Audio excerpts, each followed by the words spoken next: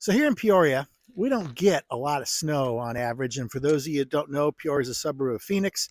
So on a day like today when it's cold and chilly, what better to make than chili? It happened. It happened again. Neighbors come up to me and say, Mr. Jim, what kind of secret sauce did you put in your chili? Let me explain. Last weekend was our neighborhood chili cook-off. I won it. In fact, I won it for the 7th consecutive year.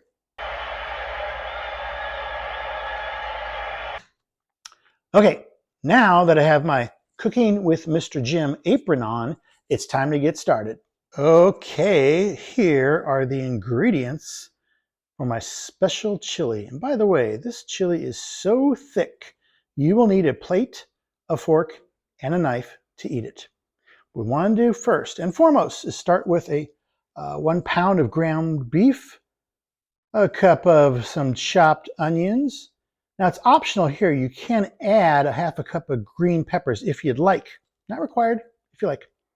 You want to add 2 cloves of garlic, which is about 2 tablespoons of minced garlic, by the way.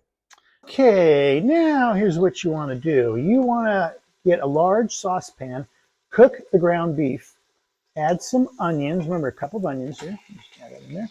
I've already added the minced garlic, and you want to stir this all in until the meat is nice and brown, which almost is right now. Now, don't forget to drain the fat.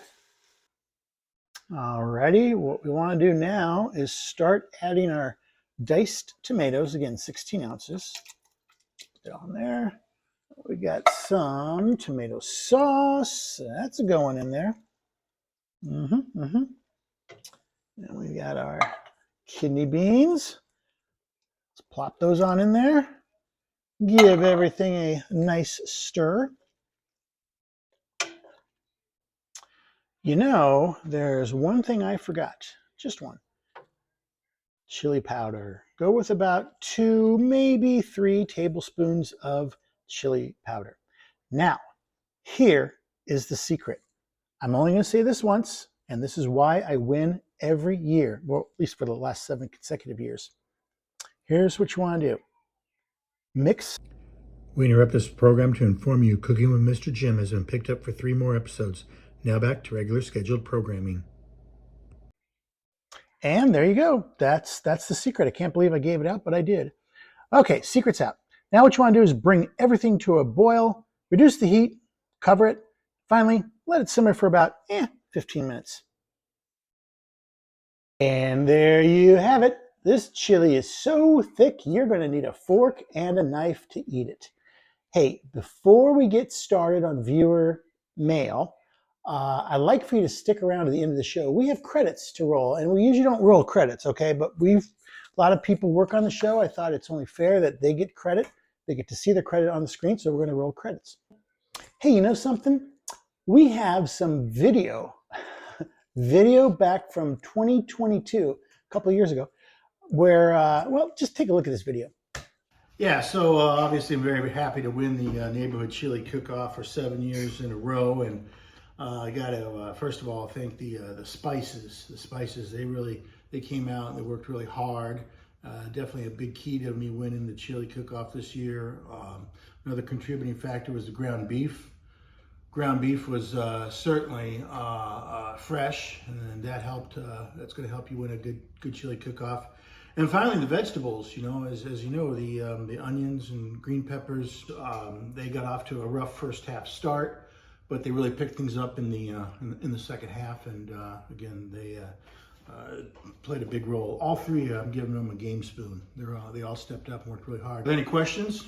Some security footage has surfaced showing you allegedly sabotaging contestant number 4's chili. Any comment on this?